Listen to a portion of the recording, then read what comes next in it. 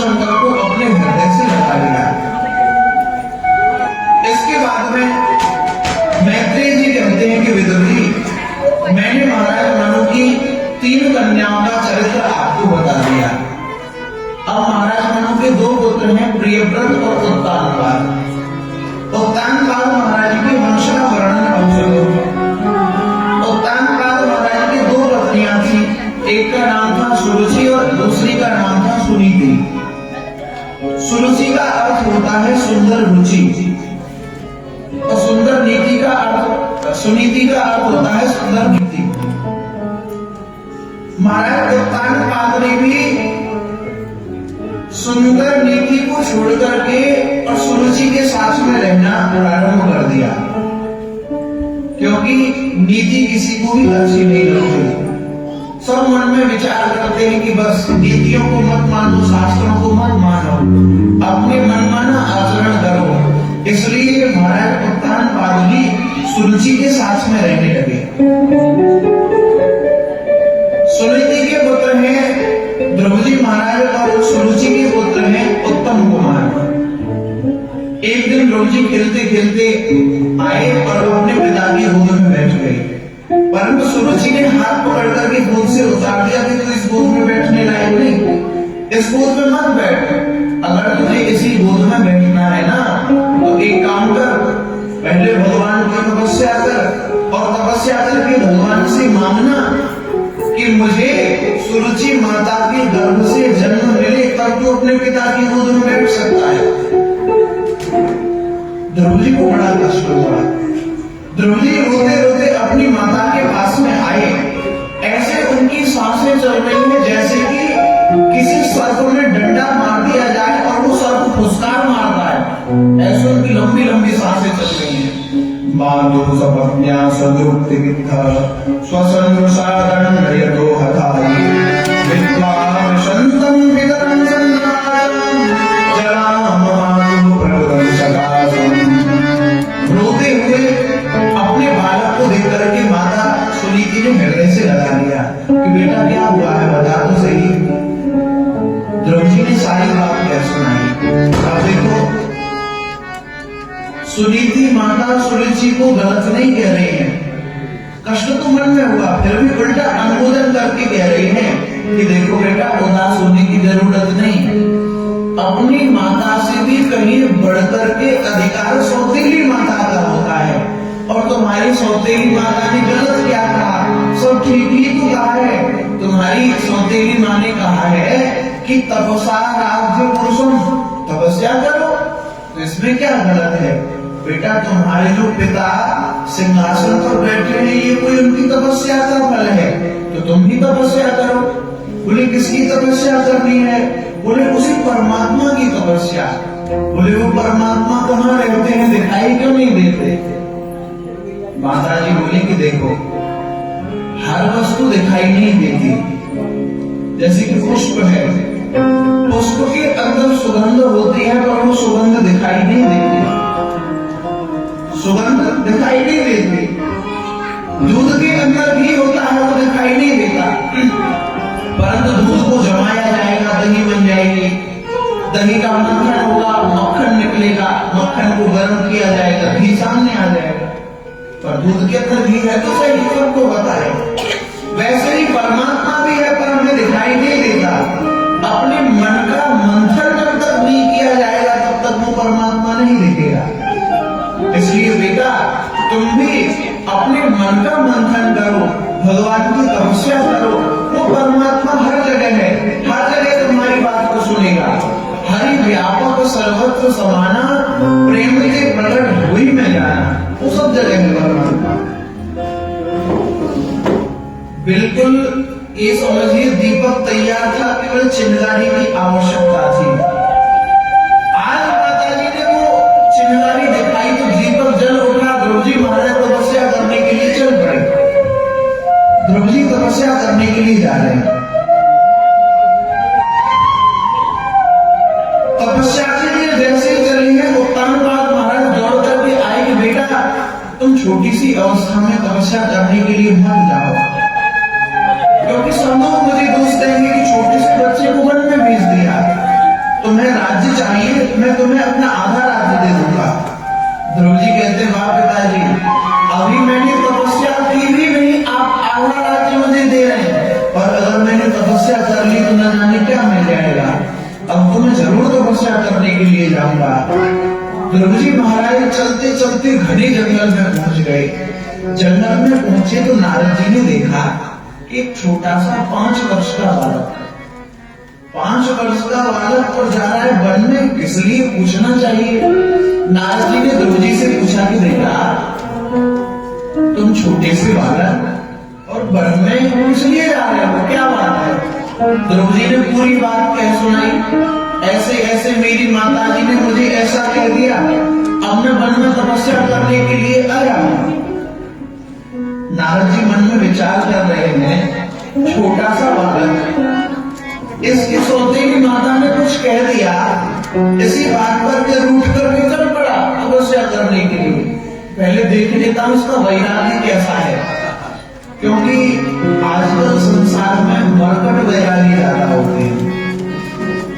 मरकट वैरागी जानते हो ना, मरकट माने बंदर के जैसा वैरागी, कभी इस डाल कर तो कभी उस डाल कर, घर में वही खटपट कि चल बेटा खटपट, बस थोड़ी सी घर में खटपट हो जाए तो मन में ऐसा वैराग्य आ जाता है, मन में विचार करता है, अरे कुछ नहीं कर रहा घर में, चलो यहाँ से कहीं भजन करेंगे। घर से बस थोड़ी सी दूर निकले, फिर वही बच्चों की याद आ गई, मेरा छोटा सा बेटा कितना छोटा मेरे साथ सोता, अरे उसका क्या होगा मेरे बिना, वो तो बीमार हो जाएगा, मेरे बिना वो खाना भी नहीं खाएगा। कोई बात नहीं, घर में लड़ाई होती है तब फिर करेंगे भजन, कभी फिर घर में लौट के आते। ऐसा वैराग्य संसार में ज्यादा होता है। नारद जी ने समझाया कि बेटा, तुम उस परमात्मा की तपस्या करने जा रहे हो, उसकी तपस्या करते करते साधकों की साधना पूर्ण हो जाती है, आयु पूर्ण हो जाती है, पर दर्शन नहीं होता उनका। तो 5 वर्ष का बालक उनकी तपस्या करके क्या पसंद करेगा। ध्रुव जी कहते हैं कि प्रभु, आपने जो भी कहा वो सब सत्य है, आपका ज्ञान भी अमृत के समान है, परंतु अब आपका ज्ञान मेरे हृदय में टिकता नहीं, इसलिए प्रभु मैं तो तपस्या करने के लिए जाऊंगा। नारद जी महाराज ने द्वादशाक्षर मंत्र ध्रुव जी महाराज को प्रदान किया है। द्वादशाक्षर मंत्र दे दिया और कहा कि जाओ मथुरा में, और मथुरा में जाकर के इस मंत्र का उच्चारण करना और भगवान का तुम्हें दर्शन हो जाएगा। ध्रुव जी महाराज मथुरा आए, ध्रुवटीला नाम का स्थान है, वहां पर आकर के उन्होंने तपस्या प्रारंभ की। बड़े कठोर उन्होंने नियम लिए हैं। पहले महीने में उन्होंने नियम लिया कि तेरा क्रांति कवित्व बज्रासना, केवल कैच का आहार करूंगा, केवल कैच का ही आहार करते। फिर दूसरे महीने में नियम और बढ़ा दिया, तृण पर्णादि, केवल तृण पत्ते, घास पत्ते, इन्हीं का आहार करते हैं। इसके बाद में नियम को तीसरे महीने में और बढ़ा दिया, अब 9 दिन में केवल यमुना जल ही पान करेंगे और कुछ नहीं। चौथे महीने में और नियम बढ़ा दिया, जल का भी त्याग करके केवल वायु का ही आहार ध्रुव जी महाराज करते हैं। और 5वें महीने में तो उन्होंने वायु को लेना भी छोड़ दिया, अपनी श्वास को रोक दिया। श्वास को जब ध्रुव जी ने रोका तो सारे देवताओं की श्वास रुक गई, क्योंकि उन्होंने अपनी श्वास को भगवान नारायण में निरुद्ध कर दिया। जब भगवान नारायण की श्वास रुकेगी तो सबकी रुक जाएगी। भगवान की स्तुति देवताओं ने की, तुरंत भगवान नारायण गरुड़ पर सवार हुए और ध्रुव के पास में पहुंच गए और ध्रुव से जाकर के कहा कि बेटा मैं आ गया हूं, वरदान मांगो। अब ध्रुव जी हाथ जोड़ करके खड़े हैं कि क्या मांगो, क्योंकि गुरु जी ने ये नहीं बताया कि पूजा अर्चना कैसे करनी है, कैसे स्तुति करनी है, मैं वो जानता नहीं। भगवान समझ गए। भगवान ने अपना शंख लेकर के ध्रुव जी के कपोल पर स्पर्श कराया।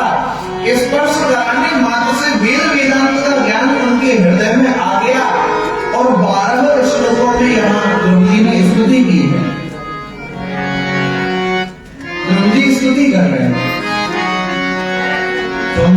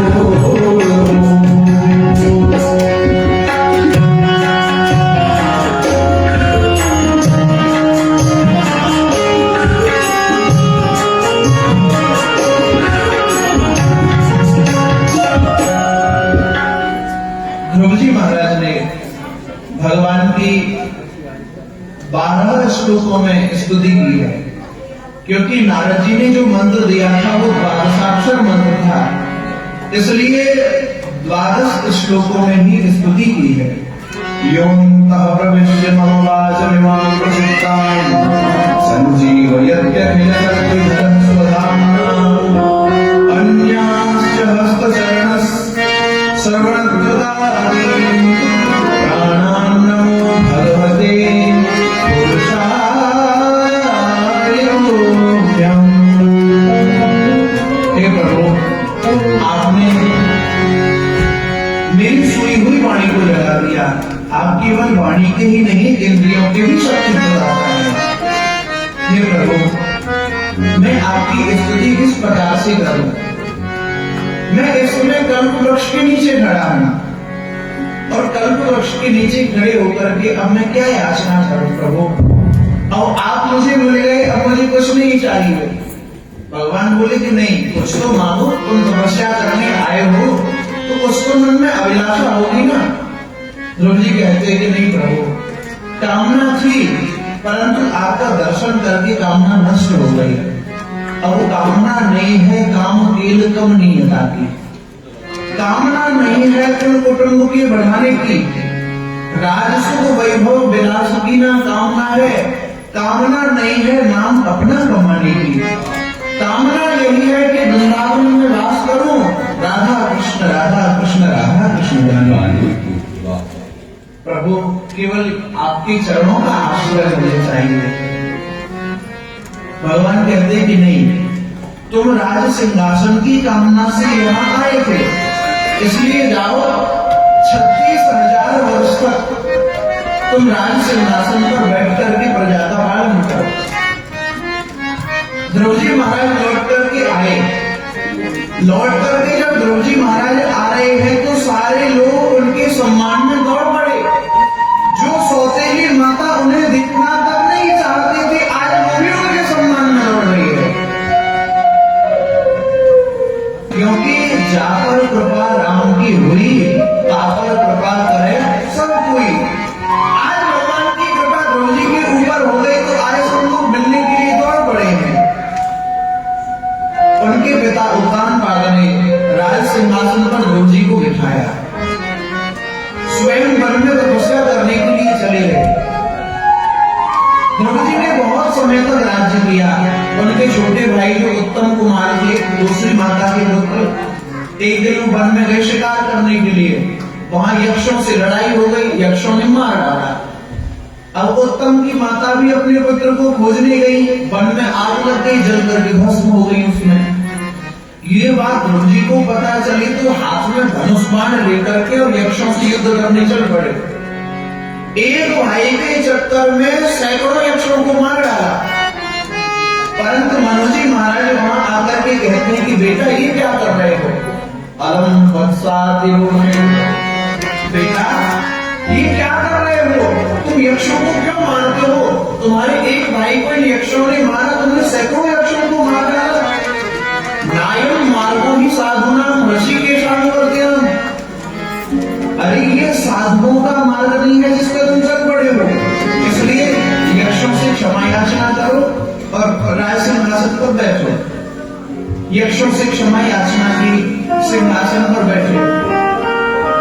36,000 वर्ष तक ध्रुव जी ने राज्य किया।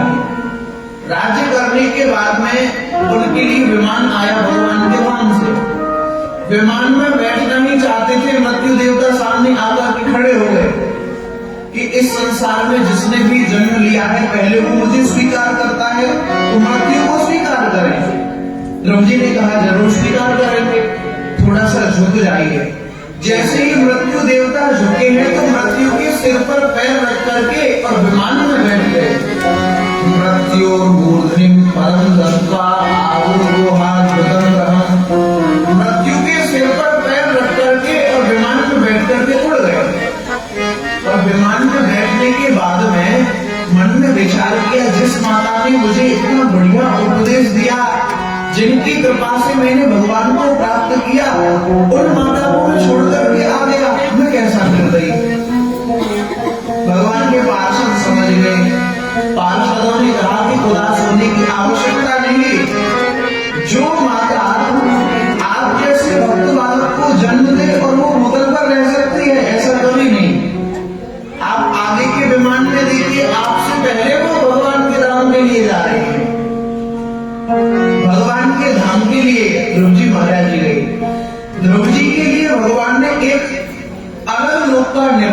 किया जिसका नाम है ध्रुव। ध्रुव सललानि चब्यु हरिनाम वायु अचल अनुपम ठाम। उस अनुपम लोक को ध्रुव जी महाराज ने प्राप्त किया। ध्रुव जी महाराज की आगे इन्हीं के वंश में महाराज अंग हुए। अंग बड़े धर्मात्मा थे। उनका विवाह हुआ मृत्यु की पुत्री सुनीता के साथ में। अब मृत्यु की पुत्री है तो अब परिणाम स्वरूप क्या हुआ, उनका जो पुत्र हुआ उसका नाम था बेन। बिल्कुल अनीश्वरवादी और नास्तिक था, भगवान को बिल्कुल मानता ही नहीं। इतना उद्दंड था कि छोटे छोटे बच्चों को सताता, उनको नदी में फेंक देता, हाथ पैर तोड़ डालता, ऐसा उद्दंड वाला। महाराज अंग परेशान हो गए और परेशान होकर के राज्य का त्याग कर दिया उन्होंने। अब राज्य में कोई सिंहासन पर विराजमान नहीं, अब राज्य सिंहासन पर कोई नहीं होगा तो प्रजा में अराजकता फैल नहीं जाती है। सिंहासन खाली था इसलिए सिंहासन पर बिठा दिया बेन को। बेन जैसे ही राज सिंहासन पर बैठा तो उसने पहला प्रस्ताव पारित कर दिया, न यस्तव्यम न दातव्यम न भोतव्यम द्विजापतिः इति न्याय धर्माभेदी घोषेण सर्वतः।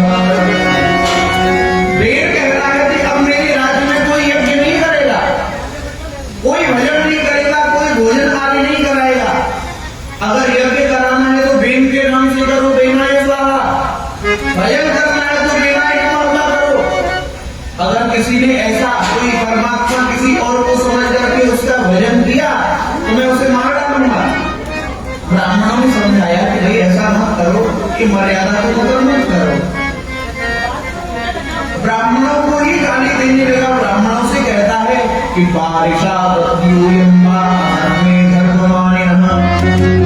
ये वृत्तिदं पतिं हित्वा पतिमुपासते। अरे ब्राह्मणों, तुम्हारी बुद्धि मंद हो गई है। तुम मुझे छोड़ करके किसी और को परमात्मा मानते हो। तुम्हें पता नहीं, देहे भवन्ति नृत्ये सर्वदेवतयोः। सारे देवता राजा के अंदर निवास करते हैं। तुम सबका मैं देवता हूं, मेरी पूजा करो। ब्राह्मणों को बड़ा क्रोध आया। ब्राह्मणों को जब गाली दी तो ब्राह्मणों ने एक ऐसी हुंकार भरी,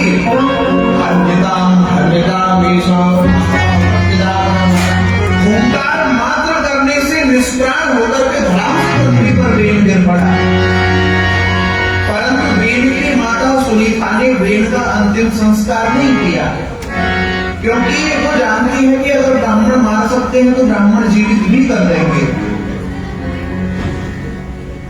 उस शरीर को एक तेल की नौका में डुबा करके रख दिया। राज सिंहासन पर फिर से कोई नहीं। चोर डाकुओं का राज्य में आक्रमण हो गया, लूटपाट होने लगी, सिंहासन पर कोई नहीं। बोले क्या किया जाए? ब्राह्मणों ने एक दिन उस शरीर को मांग लिया।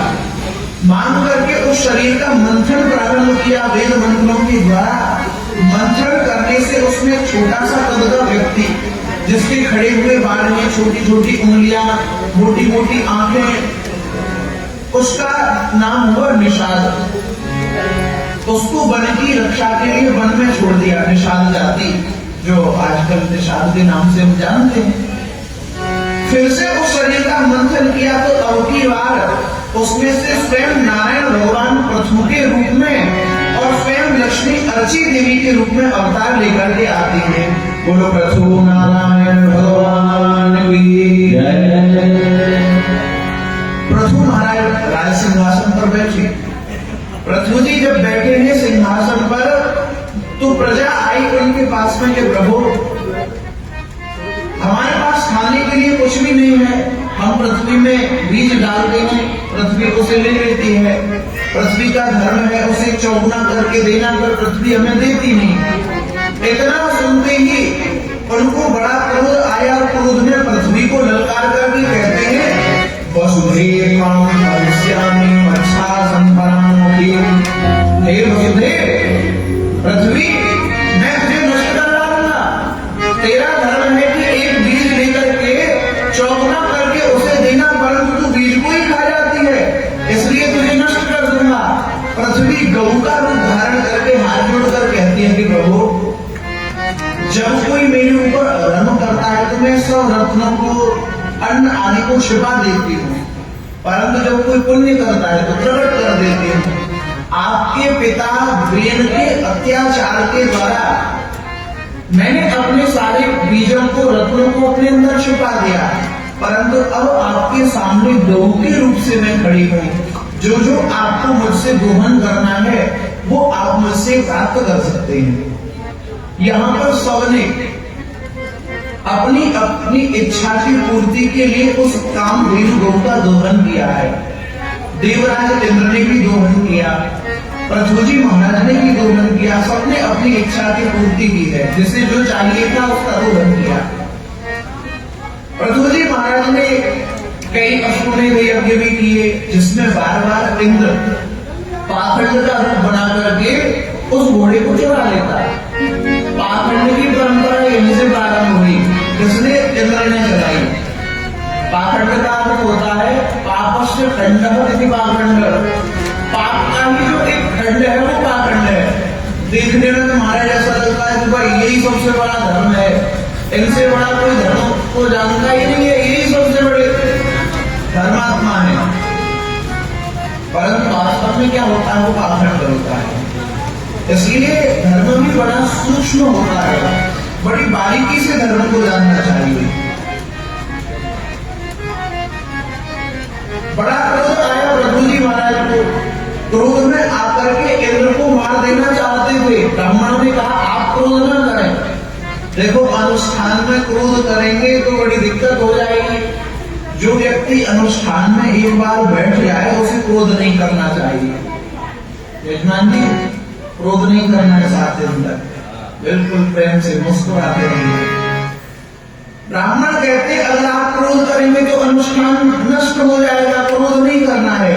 तो बोले क्रोध नहीं करूंगा तो ये इंद्र बार बार घोड़े को चुरा करके ले जाता है, इसे दंड तो देना पड़ेगा। बोले आप क्रोध मत करिए, क्रोध हम करेंगे, हम बैठे ना।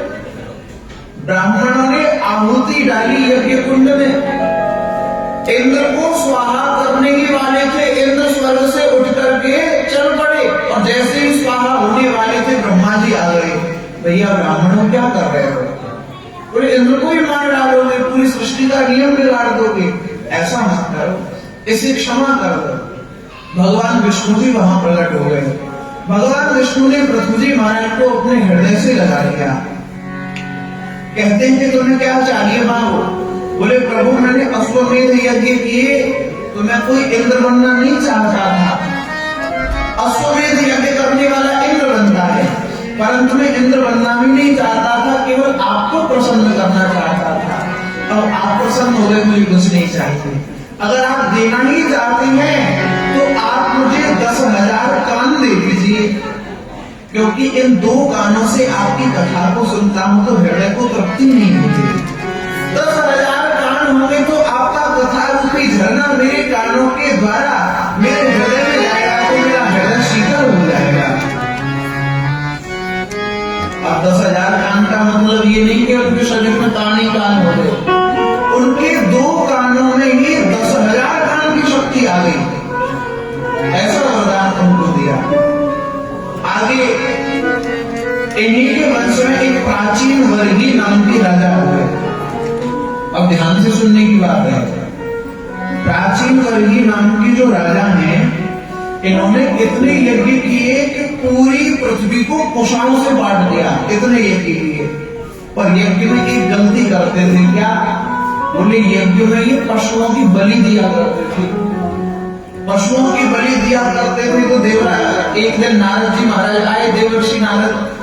उन्होंने आकर कहा राजा क्या करते हो? अरे तुम्हें नर्क जाना पड़ेगा, ऐसे यज्ञ क्यों करते हो? बोले नहीं महाराज मैं यज्ञ करता हूँ, मुझे ब्राह्मणों ने जैसे यज्ञ के लिए कहा मैंने वैसा यज्ञ किया। बोले ब्राह्मणों ने बलि देने के लिए कहा? बोले हाँ बलि देने के लिए कहा। नारद जी कहते हैं कि देखो अहिंसा को परम धर्म मानने वाला वेद हिंसा के लिए नहीं कहता। हिंसा नहीं करनी चाहिए, बलि नहीं देनी चाहिए। एक बार ऊपर देखो आकाश में जैसे ही प्राचीन वर्गी राजा ने देखा तो जिन जीवों की हत्या की वो सब मुंह फाड़ के देख रहे हैं ऊपर। उनको देख के तो डर गए, प्रभु ये ऐसे मुंह फाड़ करके क्यों देखते हैं? बोले तुम कब मरोगे, कब ऊपर जाओगे, कब ये अपना बदला लें, इसलिए मुंह फाड़ के देख रहे हैं। इसलिए तुमने अपराध किया है। देखो ब्राह्मणों ने जो भी कहा उचित कहा, ठीक है। वेदों में कहीं कहीं बलि के लिए आता है, परंतु उस बलि के लिए विधान होता है, क्योंकि वेद में अगर बलि के लिए कहा है तो वही धर्म है। वेद प्रणहितो धर्म अधर्म सबसे पर यह है। वेद में जो कह दिया वही धर्म होता है, परंतु हर किसी की बलि के लिए नहीं कहा गया।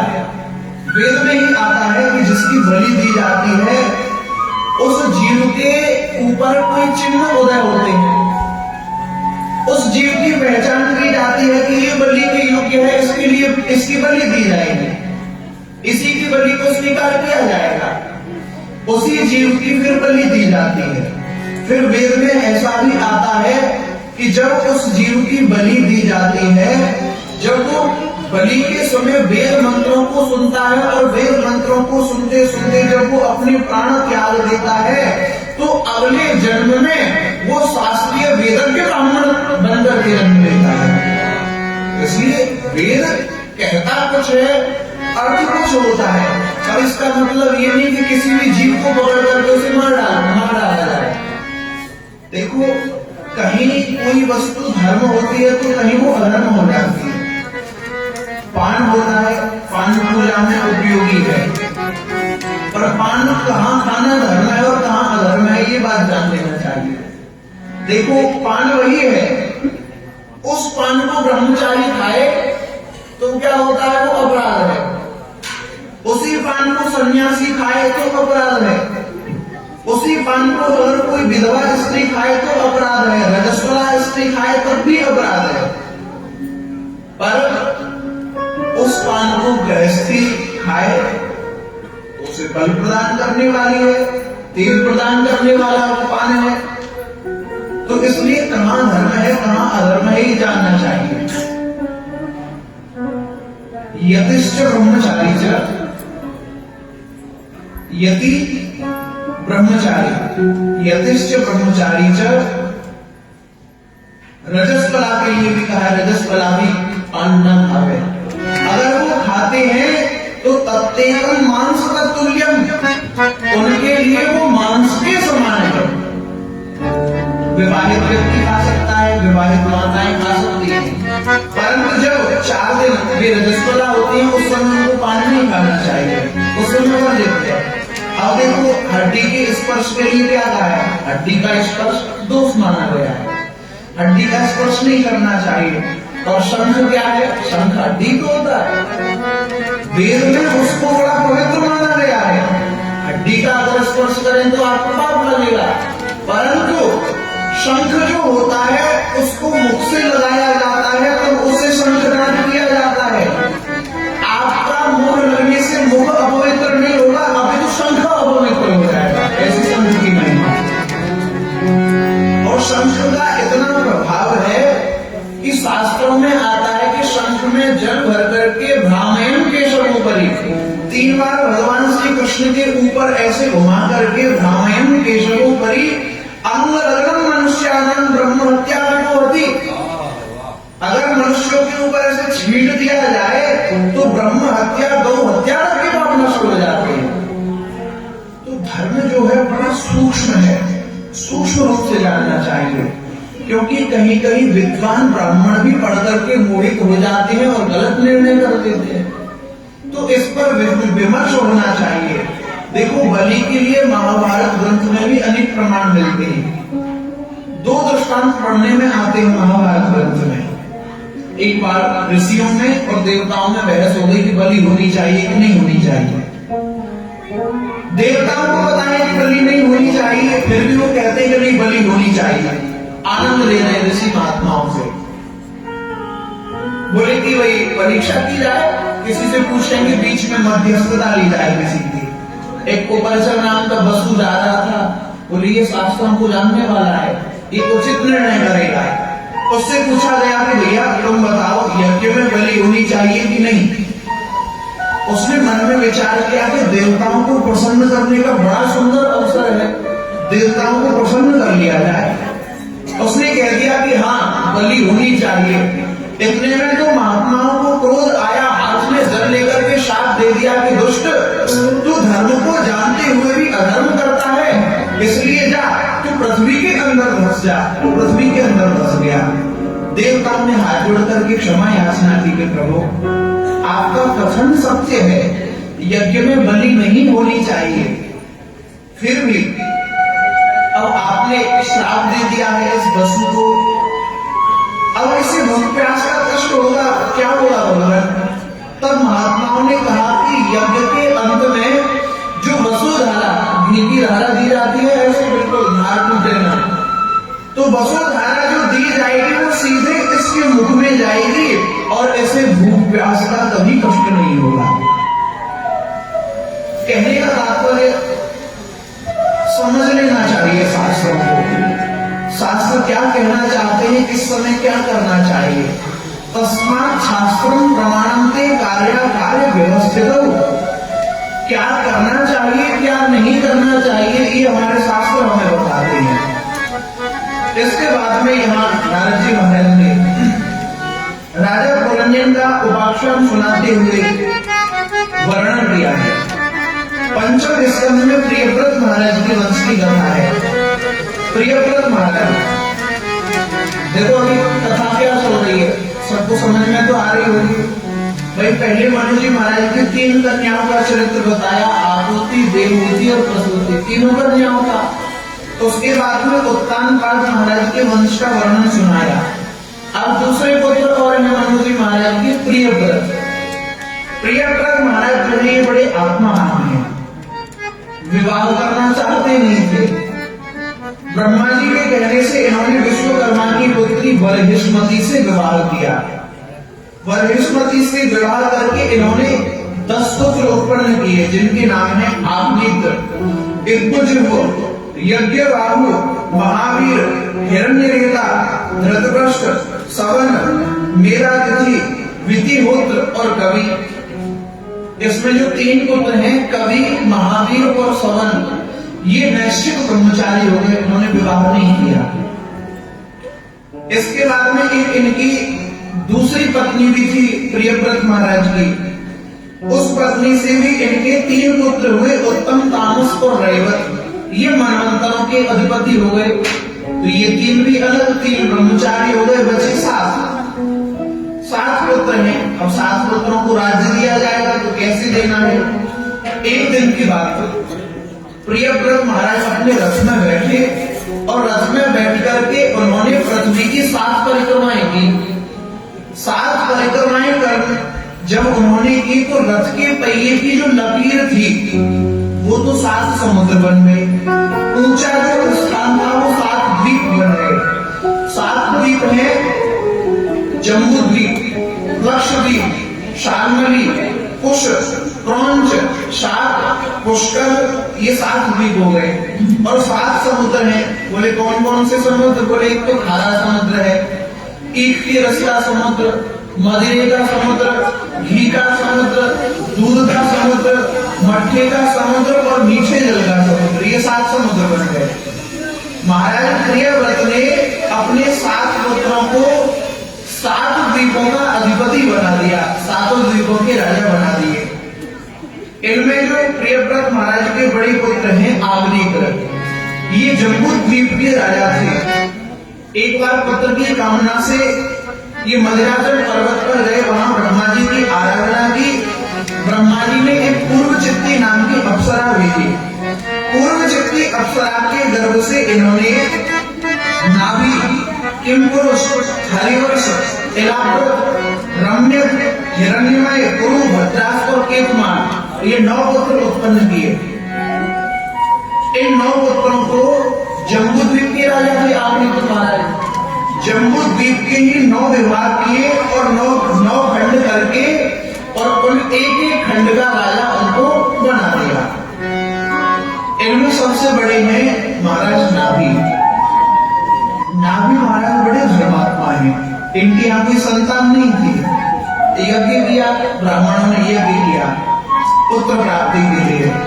भगवान प्रकट हो गए, भगवान ने कहा मांगो। संकोच के कारण मांग नहीं पाए। तब ब्राह्मणों ने कहा कि प्रभु ये आपके समान पुत्र चाहते हैं। भगवान ने कहा आप सरिस खोजो कहा जाए, नृपतल तनय भोग में आई। मेरे समान इस संसार में कोई नहीं, इसलिए मैं स्वयं इनका पुत्र बनकर के आऊंगा। भगवान स्वयं ऋषभ देव के रूप में उनके पुत्र बनकर के आए। बोलो ऋषभ देव भगवान की। ऋषभ देव भगवान का जब प्रादुर्भाव हुआ तो जन्म से ही इनके देह में ऐसे चिन्ह थे जो भगवान नारायण के देह में चिन्ह है।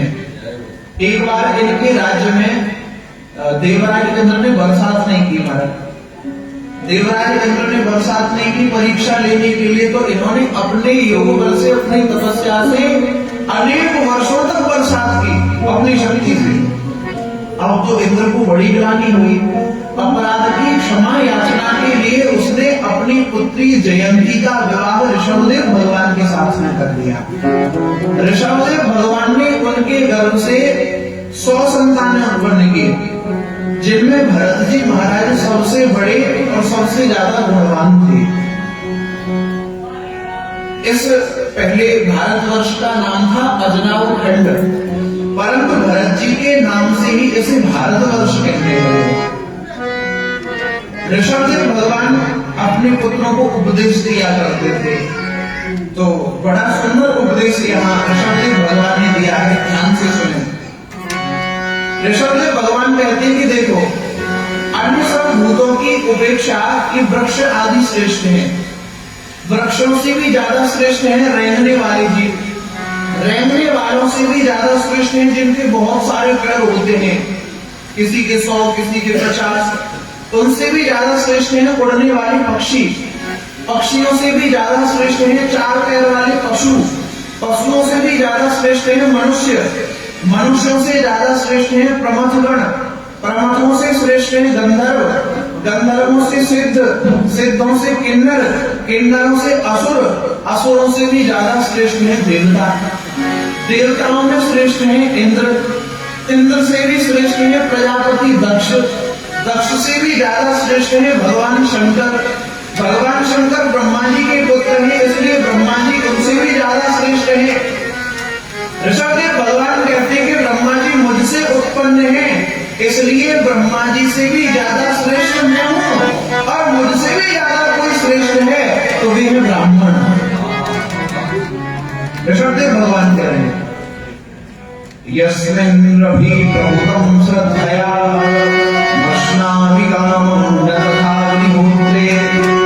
ऋषभदेव भगवान कह रहे हैं यस्मिन् रवि प्रभुतं श्रद्धया, श्रद्धा के साथ में हवन कुंड में आहुति डाले व्यक्ति और बोले स्वाहा। स्वाहा बोलने से मैं बहुत ज्यादा प्रसन्न होता हूं, परंतु उससे भी ज्यादा प्रसन्न मैं तब होता हूं जब कोई अपने घर ब्राह्मणों को बुलावे, शुद्ध देसी घी से बने हुए पदार्थ ब्राह्मणों को खिलावे। यज्ञ में स्वाहा से जितना मैं प्रसन्न नहीं होता, जितना कि ब्राह्मणों के मुख से निकली हुई आहा से प्रसन्न होता।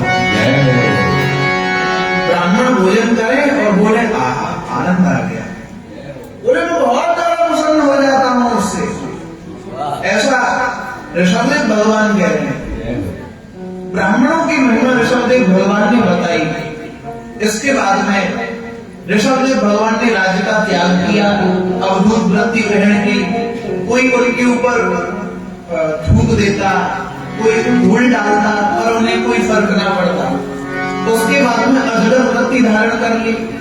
अजगर वृत्ति का मतलब जैसे अजगर की कई जगह पड़ा रहता है, कुछ भी मिल जाए तो खा ले, नहीं तो पड़ा ही है। न खाने की चिंता, न पीने की चिंता, बस पड़ा रहता है। अजगर करे ना चाकरी, पंछी करे ना काम, दास मलूका कह गए सबके दाता नाम। वहां भी भगवान उसे भोजन पहुंचाते हैं अजगर को। ऐसी ही वृत्ति ऋषभदेव भगवान ने धारण कर लिया। सारी सिद्धियां चल करके उनके पास आई। दूर का दृश्य देख लेना, दूर की बातें सुन लेना, एक शरीर से दूसरे शरीर में प्रवेश कर जाना, अंतर्धान होना, ये सारी सिद्धियां आई, परंतु किसी भी सिद्धि को उन्होंने स्वीकार नहीं किया, सबको त्याग दिया। एक दिन हवा चली, बांसों का घर्षण हुआ, वन में आग लग गई, तो उसी आग में अपने शरीर को उन्होंने जलाकर भस्म कर डाला। बोलो ऋषभदेव भगवान की जय। ऋषभदेव भगवान ने अपने शरीर को नष्ट कर दिया। उनके पुत्र हैं भरत जी, ये बड़े विद्वान थे, राज्य का इन्होंने पालन किया, विवाह भी किया, अपने पुत्र सुमति को राज सिंहासन पर बिठाया और भजन करने के लिए वन में गए। वन में भजन करने के लिए गए तो गंडकी नदी के तट पर ये जप करने के लिए बैठे, केवल 3 मुहूर्त जप किया। 3 मुहूर्त मतलब कितना होता है? 3 मुहूर्त माने लगभग 144 मिनट, 144 मिनट तक जप किया। जब करते रहे कभी इन्होंने एक दृश्य देखा कि एक गर्भवती हिरणी जल पीने के लिए गंडकी नदी पर आई, जल पी रही थी। कभी उसे एक सिंह की गर्जना सुनाई थी। अपने उस गर्भ की रक्षा के लिए उसने नदी को पार करने के लिए छलांग लगाई, पर अधिक शक्ति लगाने के कारण उसका जो गर्भ था वो बाहर आ गया, जन्म हो गया बालक का। वो हिरणी तो बेचारी नष्ट हो गई, मर गई, प्राणहीन हो गई, और वो जो बालक था जिसने जन्म लिया वो जल में बहने लगा, मृग शावक। भरत जी ने देखा वो बालक बह रहा था, जल से उसे निकाल लाए। जल से निकाल लिया, बहुत अच्छी बात है। देखो कभी कभी जीव की सात्विक वृत्तियां उसके बंधन का कारण बन जाती हैं। भरत जी के साथ भी यही हुआ। मन में तो विचार किया कि ये जीव है, मरना जाए, इसकी रक्षा करें। रक्षा कर ली, ठीक है, यहाँ आपका काम खत्म हो गया, आपने रक्षा कर ली। और भरत जी तो चक्कर में पड़ गए। अब तो उसके लिए महाराज खाने पीने की चिंता करने लगे, दूध लेकर के हमें दूध की व्यवस्था करें उसकी। फिर थोड़ा सा बड़ा हो गया तो घास, हरी हरी घास तोड़ करके लाए, उसके लालन पालन में समय निकलने लगा, भजन से छूट गया। भजन के लिए बैठे तो मृग शावक आया, शरीर को चाटने लगे, तो फिर दुलार करने लगे, फिर भजन छूट जाए। एक दिन वो मृग शावक कुछ मृगों के साथ में दूर निकल गया। अब तो बड़ी चिंता होने लगी, अरे कहीं कोई जीव जंतु उसे खाना जाए, कोई बाघ भेड़िया खा गया तो मुझे पाप लग जाएगा, ऐसा सोचने लगे मन में। मैं कैसा निर्दयी हूं। इतना प्रेम उस मृग शावक से हो गया, इतनी ममता हो गई उसमें कि भजन छूट गया। बस उसी में सारा समय निकलने लगा। धीरे धीरे मृत्यु का समय निकट आ गया। मृत्यु के समय भी वो मृग शावक सामने ही बैठा था और उसी की चिंता करते करते भरत जी ने प्राण त्याग दिए। अंते मति सगति, अंत समय जीव की जैसी मति होती है वैसी गति हो जाती है। भाई मनुष्य का ध्यान करोगे तो मनुष्य बनोगे, स्त्री का ध्यान करोगे तो स्त्री। मरते समय उस मृग शावक में ध्यान था, इसलिए भरत जी भी मृग बन गए अगले जन्म में। परंतु तप करने के लिए आए थे, साधना करने के लिए आए थे, इसलिए उनकी पूर्व स्मृति बनी हुई थी कि हाँ मैं पहले मनुष्य था, तपस्या करने आया था, मृग में आसक्ति होने के कारण मैं मृग बन गया। उन्होंने उस मृग योनि को छोड़ने के लिए जल में खड़े हो गए, भोजन पानी सब त्याग दिया, अपने उस शरीर को छोड़ दिया। अब फिर से उन्होंने जन्म लिया तो आंगिरस गोत्रीय ब्राह्मण के यहाँ उनका जन्म होता है। उन ब्राह्मण की 2 पत्नियां थी, एक पत्नी से तो 9 पुत्र हुए, दूसरी से 1 पुत्र होता है और 1 पुत्री होती है। तो जो पुत्र है वही भरत जी महाराज है। परंतु अब की बात बड़ी सावधान है। बोले पहले तो मैं उस मृग के चक्कर में पड़ गया, उसमें आसक्ति हो गई, अब कहीं माता पिता भाइयों के चक्कर में ना पड़ जाऊं, फिर से मेरी साधना खत्म हो जाएगी। तो गूंगे और बहरे की तरह रहते हैं, जैसे कि कुछ सुनते ही नहीं। सब बेटा पढ़ पढ़ के बड़े हो गए, परंतु भरत जी महाराज को खूब मारा, खूब पढ़ाने की कोशिश करी। महाराज गायत्री मंत्र तक याद करके नहीं सुनाया, कुछ भी नहीं सुनाया, गूंगे बहरे की तरह। कुछ समय के बाद में माता और पिता दोनों अपनी देह का त्याग कर देते हैं। अब तो कोई चिंता करने वाला भी नहीं पीछे से भरत जी की। भाइयों ने बेकाम का समझ करके खेत में लगा दिया, जा तू कोई काम का नहीं है, खेतों की जाकर के रखवाली कर। अब खेतों की रखवाली तो करते नहीं है, खेतों पे जाकर के कहते हैं कि राम जी की चिड़िया, राम जी को खेत पर खाओ री चिड़िया भर भर पेट, खूब खाओ, सब राम जी का है। अब तो भाइयों ने वहां से भी धक्का दे करके निकाल दिया कि तू तो इस काम का भी नहीं, यहां से जा, दूर चला जा। अब तो और स्वतंत्र हो गए, अब तो किसी भी प्रकार का कोई बंधन नहीं। एक महाराज जामपुरों का सरदार है, उसने पुत्र प्राप्ति के लिए भद्रकाली की मनौती मनाई। एक मनुष्य की बलि दूंगा, मेरे यहाँ पुत्र का जन्म हो जाए। एक पुरुष को बांध के रखा था, परंतु बंधन ढीले हो जाने के कारण वो छूट करके भाग गया। प्रातः काल बलि देनी है, कोई पुरुष चाहिए बलि के लिए। कथा में ध्यान रखें, बोलो राधे राधे। हाँ, तो वही बलि के लिए चाहिए, कोई पुरुष चाहिए। अब वो पहले वाला व्यक्ति तो भाग गया, अब कोई और मिला नहीं। भरत जी महाराज मोटे ताजे हट्टे कट्टे मिल गए, बोले वाह बढ़िया मोटा ताजा आदमी मिला है, इसको पाकर तो भद्रकाली भी बड़ी प्रसन्न हो जाएगी। हाँ, इसको पकड़ करके ले चलो। महाराज बांध लिए हाथ उनके और बांध करके ले आए। स्नान कराया, तिलक लगाया, भोजन कराया, और जैसे ही उसकी बलि देने के लिए वो डाकुओं का सरदार तैयार होता है, तो भद्रकाली मन में विचार करती है कि ये भगवान का भक्त है, मैंने इसकी बलि स्वीकार कर ली तो भगवान रुष्ट हो जाएंगे, तो कहीं इसकी बलि ना हो जाए, तो मूर्ति को फाड़ करके हाथ में खड़ग लेकर के सिंह के ऊपर सवार होकर के भद्रकाली आ गई। सिंह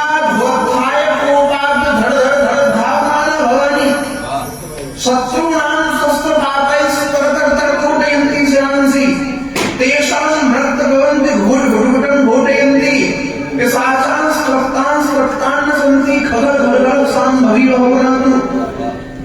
भद्रकाली सिंह के ऊपर सवार होकर के धड़धड़ाती हुई आ रही है, पृथ्वी को कंपित करती हुई, हाथ में शस्त्र लेकर के शत्रु नाम शस्त्र पातै कर कोटयन्ति शिरांसि, सबके मस्तक को भद्रकाली गेंद के समान उनसे खेल रही है और रक्त को पी रही है, सबको मार डाला।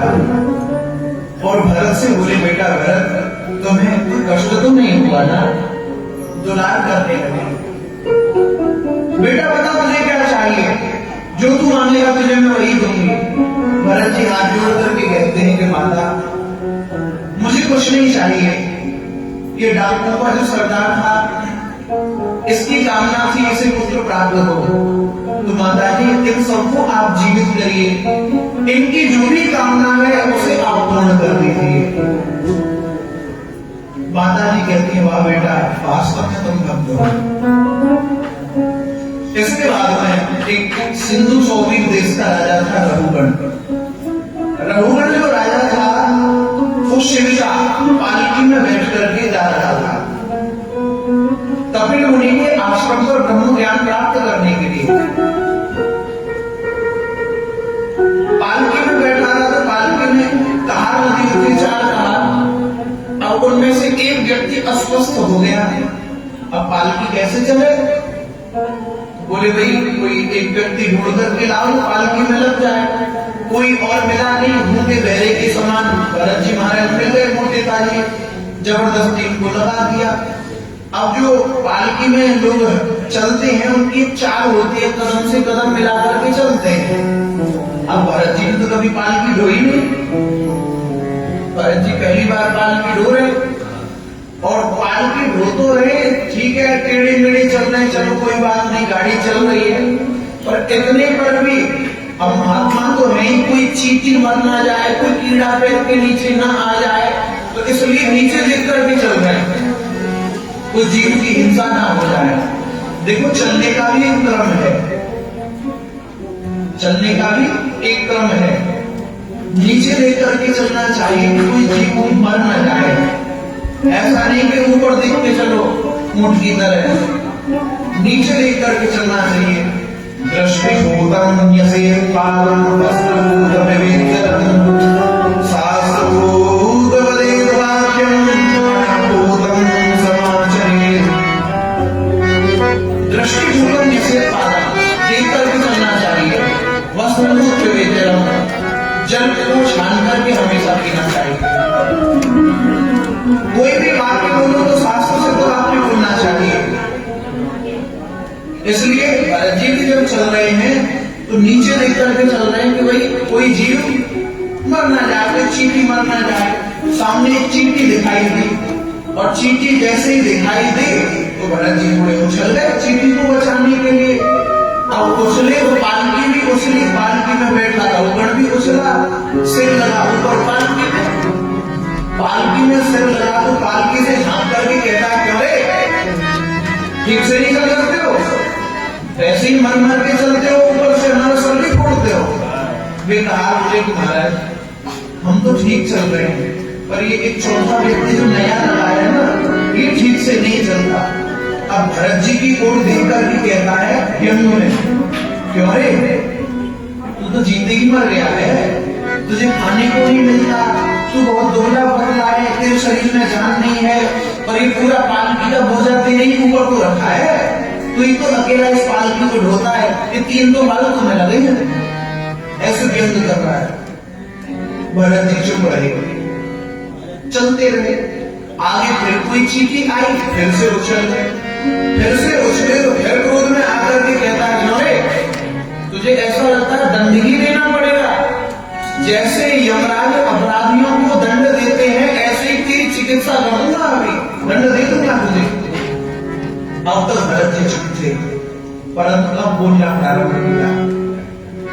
त्वयोदितं व्यक्तं विप्रलब्धं भरतो समे स्यात् यदि वीरमाण गन्तुर्यदि स्यात् यदि गम्यमध्वा प्रीमेतिहासो न विराम प्रवार। राजन तुमने जो भी कहा वो यथार्थ है, इसमें कोई खुलासा नहीं। देखो मार्ग नाम की कोई वस्तु है तो वो चलने वाले के लिए, भार नाम की कोई वस्तु है तो वो ढोने वाले के लिए। मोटा होना, पतला होना, शरीर में रोग हो जाना, आदि व्याधि, ये सब शरीर के धर्म है। शरीर को कष्ट होना ये शरीर के धर्म है। कष्ट उनको होता है इस शरीर में जो इस शरीर को मैं मान लेते हैं, पर मैंने इस शरीर को मैं नहीं, मैं आत्मा हूं, मुझे इस शरीर का कष्ट नहीं। फिर तुम कहते हो कि मैं राजा हूं, मैं तुम्हें दंड दूंगा। परमार्थ दृष्टि से देखा जाए तो कौन राजा कौन प्रजा, सब उसी परमात्मा के अंश है। और अगर अपने आप को राजा ही मानते हो तो बताओ तो मैं तुम्हारी क्या सेवा कर दूं, क्या सेवा कर। और तुमने कहा था कि मैं तुम्हें दंड दूंगा, चिकित्सा कर दूंगा। राजन मुझे दंड देना तो पिसे हुए को पीसने के समान है। ऐसे वचन जब रघुवर ने सुने तो वो समझ गया कि ऐसे वचन तो कोई आत्मज्ञानी पुरुष बोल सकता है। तुरंत पालकी से कूद गया और पालकी से कूद करके अपना मुकुट उनके चरणों में रख दिया, हाथ जोड़ करके कहता है कि प्रभु मुझे क्षमा करिए। कस्त्वं निगूढ़श्चरसिद्धजानां विवर्षिसूत्रं कथमो वदूर कस्यासि पुत्रत्यहापि तस्मात् क्षेमाय नस्ते रसिनो शुक्लः। हे देव आप कौन हैं, मुझे क्षमा करना। आप कोई दत्तात्रेय आदि अवधूतों में से तो कोई नहीं, या फिर स्वयं कपिल भगवान ही मुझे ब्रह्म ज्ञान प्राप्त कराने के लिए आए हैं। और आप बड़े तेजवान दिखाई देते हैं, परंतु आपके देह पर मैल जमा हुआ है तो तेज ढका हुआ है। आपके कंधे पर यज्ञ पवित्र भी पड़ा है, आप ब्राह्मण जैसे दिखाई देते हैं। प्रभु आप कौन हैं, परंतु अभी आपने कहा कि मोटा होना, पतला होना, शरीर को कष्ट होना, ये उनको होता है जो शरीर को मैं मानने से है। और आपने कहा मैं शरीर नहीं, मैं तो आत्मा हूं। प्रभु, एक प्रश्न है मेरा प्रश्न ये है कि मैं भी युद्ध करने जाता हूं, युद्ध भूमि में मेरे इस शरीर को कष्ट होता है, तो इस शरीर में रहने वाली आत्मा को भी तो कष्ट होता होगा। जैसे कि एक मटका है, मटके में हमने जल डाल दिया, जल में हमने चावल डाल दिए, नीचे अग्नि जला दी, अग्नि से पहले वो बर्तन गर्म होगा, बर्तन में बड़ा जल गर्म हो जाएगा, जल से वो चावल भी पक जाएंगे। तो प्रभु, ये शरीर भी उसी प्रकार है, पहले इस शरीर को कष्ट होगा तो इसमें रहने वाली आत्मा को भी तो कष्ट का अनुभव होना चाहिए। भरत जी महाराज कहते हैं, वाह कैसा उदाहरण दिया है। अगोविद गोविद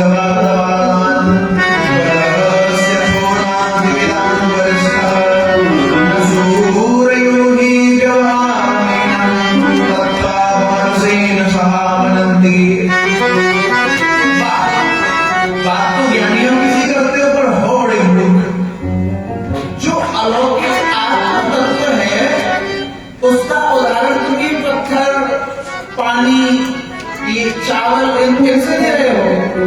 अरे उस बर्तन में तुमने चावल डाले, मैं प्रश्न करता हूँ चावल के स्थान पर उसी बर्तन में अगर पत्थर डाल दिए जाए तो क्या वो पकेंगे? कभी नहीं।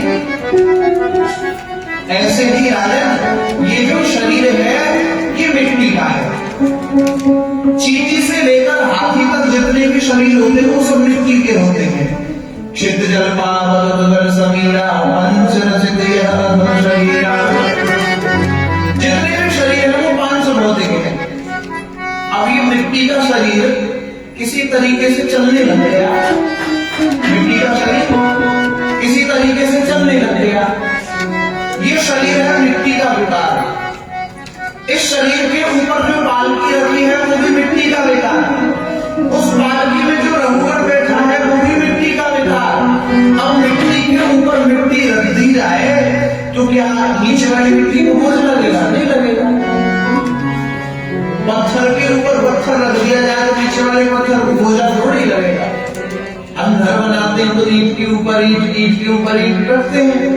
अब हम सोचे कि अरे ईंट के ऊपर ईंट रख दी, नीचे वाली ईंट तो मर ही जाएगी, ऐसा थोड़ी। आत्मा जो है वो अलौकिक तत्व है। इस शरीर का जो कष्ट होता है उनको होता है जो शरीर को बार बार कहते हैं मैं। इस शरीर में जिनकी ममता होती है, अधिक ममता होती है, उनको शरीर का कष्ट होता है। बाकी जो अपने आप को आत्मा समझते हैं कि मैं उस परमात्मा का अंश हूं, वो अंश है, मैं अंश ही हूं, तो उसे इस शरीर का कष्ट नहीं होता। यहाँ अनेक प्रकार से रघुवर को उपदेश देकर के समझाया है, भवाटवी का वर्णन करके बताया। श्री भरत जी महाराज कहते हैं रघुगण से कि रघुगण ये सब व्यर्थ की बातें हैं, इसलिए हमें प्रत्येक क्षण प्रत्येक पल भगवान के नाम का स्मरण करते रहना चाहिए। श्वास श्वास में कृष्ण भज, प्रथा श्वास जन कोई, ना जाने या सांस को पावन होए न होए। भगवान के नाम का स्मरण हमें करते रहना चाहिए। रघुगण को आत्मज्ञान हो गया, ऐसा उपदेश दिया। देखो ये रघुगण कोई और नहीं, विद्वान जन बताते हैं कि ये रघुगण वही मर्ग शावक था। उस समय तो भरत जी इसका कल्याण न कर पाए, उनकी उल्टी साधना छूट गई, परंतु आज भरत जी समझ गए कि ये वही मर्ग शावक रघुगण बनकर के आया है और आज इसका कल्याण करना पड़ेगा, और भरत जी ने रघुगण का कल्याण कर दिया। ऐसा उपदेश दिया। इसके बाद द्वीपों के वर्णन की कथा आती है। अब जो यहाँ से आगे कथा आएगी पूरी ज्ञान की चर्चा है। ज्ञान की चर्चा है तो हमें क्या करना है, थोड़ा मन को वश में करके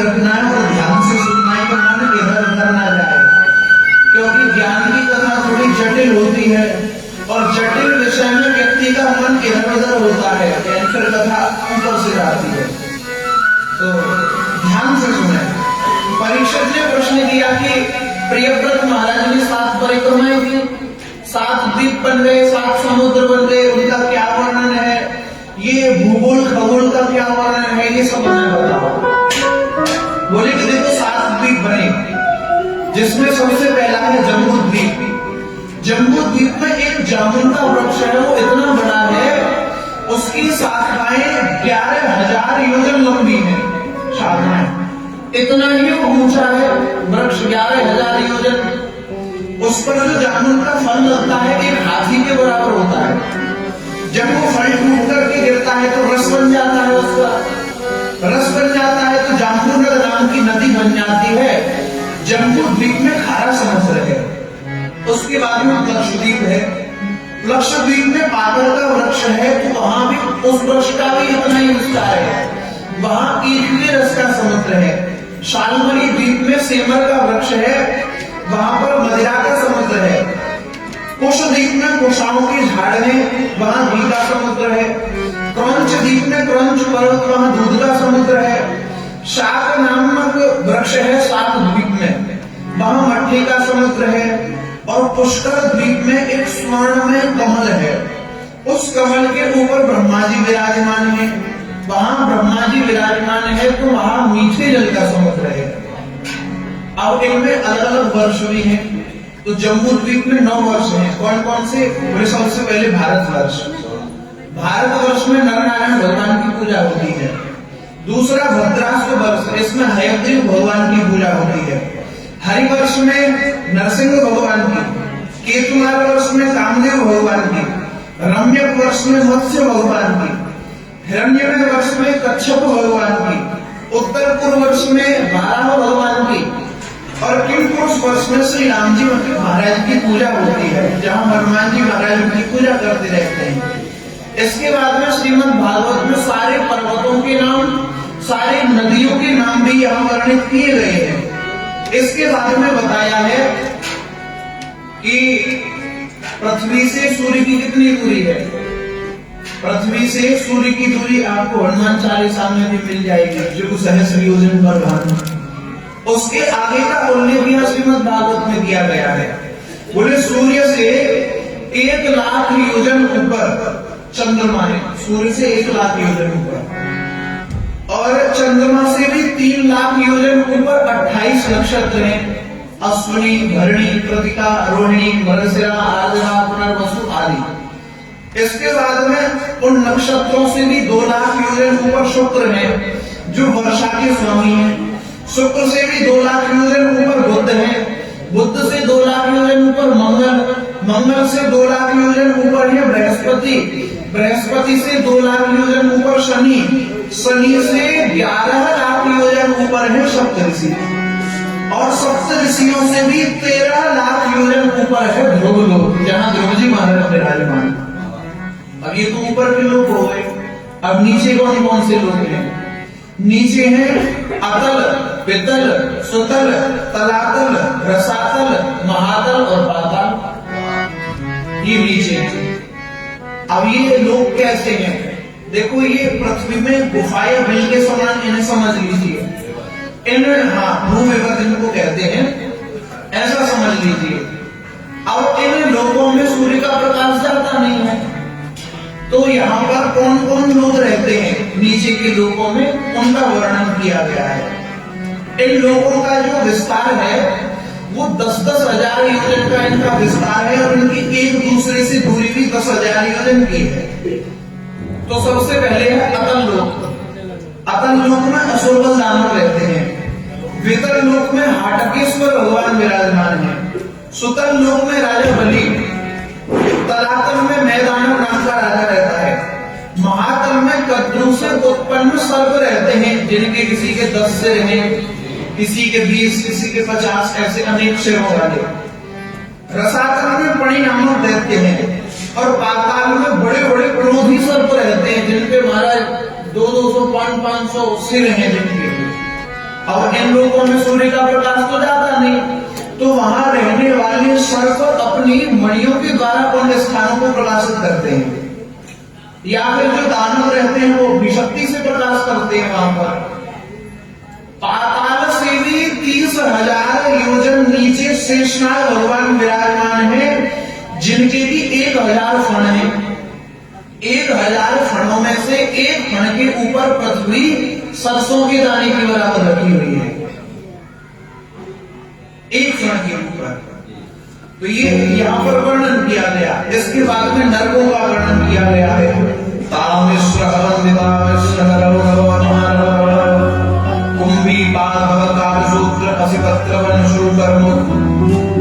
यहाँ वैसे तो सैकड़ों नरक हैं, पर यहाँ 28 नरकों का वर्णन है। जो जीव जैसा कर्म करता है उसे वैसे नरक में डाला जाता है। अब कुछ नरकों का वर्णन आपको करके बता देते हैं। देखो, तामेश्वर नरक में उस व्यक्ति को डाला जाता है जो किसी के धन का, स्त्री का हरण कर लेता है, तो उसे तामेश्वर नरक में डाल करके डंडों से यातना दी जाती है। रौरक नरक में उसको डाला जाता है जो अपने पोषण के लिए दूसरों को धोखा देता है, उसे रौरक नरक में डाल करके रूरू नाम के जीव उसे कच्चा चढ़ाते हैं, उसे कष्ट देते हैं। कुंभी पाक नाम के नरक में उसको डाला जाता है जो अपना पेट भरने के लिए जीवों की हिंसा करते हैं, जो छोटे मोटे जीवों को मार करके खाते हैं, तो उनको कुंभी पाक नरक में डाल करके, उनको काट करके, उनके अंगों को काट करके और फिर कढ़ाई में डाल दिया जाता है, फ्राई कर दिया जाता है बिल्कुल। तो कुंभी पाक नरक में उनको डाला जाता है। संदंस नाम का नरक है। संदंस नाम के नरक में उसको डाला जाता है जो दूसरे के स्वर्ण की चोरी करता है, तो उसकी खाल को वहां संडसी से नोचा जाता है, संदंस नरक में। तप्त सूर्वी नाम के नरक में उसको डाला जाता है जो स्त्री अपने पति को छोड़कर, या जो पति अपनी स्त्री को छोड़कर के दूसरी स्त्री के साथ समागम करता है, तो तप्त सूर्मी नाम के नरक में उसको डाल करके गर्म तप्त मूर्ति, तांबे की या पीतल की मूर्ति गर्म होती है, उनके साथ उनका समागम कराया जाता है। इसके बाद में प्राणरोध नाम का नरक है। प्राणरोध नाम के नरक में उसको डाला जाता है जो ब्राह्मण आदि उच्च वर्ण के लोग हैं। उच्च वर्ण के लोग कुत्ता या गधा पालते हैं, तो उनको प्राणरोध नाम के नरक में डाल करके बाणों से बीधा जाता है। इसलिए उच्च वर्ण के लोगों को कुत्ता गधा नहीं पालना चाहिए। इसके बाद में अयहवान नाम का नरक है। अयहवान नाम के नरक में उसको डाला जाता है जो व्रत में स्थित है और व्रत में स्थित होकर के मदिरा का पान करता है, तो उसे नरक में डाल करके गर्म लोहा पिघलाकर गर्म लोहा पिलाया जाता है। ऐसी आत्मा है। इतना भयानक वर्णन सुखदेव जी ने किया कि परीक्षित तो डर गए। अब डर के मारे कहने लगे, महाराज ऐसा वर्णन आपने कर दिया, ऐसी ऐसी आत्माएं दी जाती है, महाराज क्या होगा इन जीवों का, क्या होगा हमारा? बोले तुम्हें चिंता करने की जरूरत नहीं। चिंता उसको करनी चाहिए जिसने इस संसार में जन्म लिया और पाप ही पाप के जीवन का। देखो, भगवान ने हमें ये दिया वस्त्र, ये कपड़ा दिया हमें। इस शरीर को श्रीमद् भगवत गीता में क्या कहा गया है? कपड़ा था, वस्त्र था। पाषाण सजीर्णानि यथा विहाय नवानि गृह्णाति नरोपराणि तथा शरीराणि विहाय जीर्णानि नित्यानि शरीराणि नवानि देहि। जिस तरह जीव उतार पुराने वस्त्रों को नए वस्त्र मनुष्य पहनता है, आत्मा भी तजदेह पुरानी कपड़ा नया पहनता है। तो ये क्या है? एक कपड़ा है, भगवान ने कपड़ा दिया। हमने क्या किया? संसार में आकर के पाप किए, पाप कर करके इस कपड़े पर क्या किया? दाग लगा लिए। भगवान नाम रूपी साबुन से इसे धोया नहीं, केवल पाप ही पाप हमने जीवन में किए। हमें क्या करना चाहिए? भगवान के नाम का स्मरण करके इन पापों का प्रक्षालन करना चाहिए, इस शरीर को पवित्र करना चाहिए। केवलया भक्त्या वासुदेव परायणः अहं धुन्वन्ति आत्मेन निहारमिव भास्कर। केवल भगवान के नाम का ही ऐसा प्रभाव है जिससे कि जितने भी पाप ताप संताप हैं वो सब नष्ट हो जाते हैं और व्यक्ति एकदम निर्मल हो जाता है। देखो, भगवान के नाम की बड़ी महिमा है। अब जीवन में पाप हर कोई व्यक्ति करता है, सबसे पाप बनते हैं। हमारी प्रत्येक क्रिया से पाप बनता है। गीता जी आप सबने पढ़ी है। गीता जी में स्पष्ट बताया है कि प्रत्येक क्रिया से पाप है। जब हम पलक भी झपकते हैं तो उससे भी पाप बनता है। जो सूक्ष्म कीटाणु होते हैं उनकी हत्या होती है। भोजन करते हैं उसमें भी दोष होता है, उसमें भी बहुत से जीवों की, चलने में भी बहुत से चींटी आदि मर जाते हैं। जीवन में बहुत पाप बनते हैं। ये छोटे मोटे पाप में, बड़े बड़े भी पाप हमसे बनते हैं।